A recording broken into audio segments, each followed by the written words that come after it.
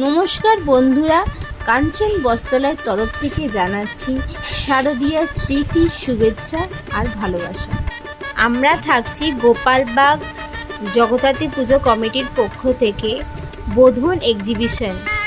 এখানে আমাদের পেয়ে যাবেন 19 তারিখ থেকে 25 তারিখ পর্যন্ত আমরা থাকছি এই প্রাঙ্গণে।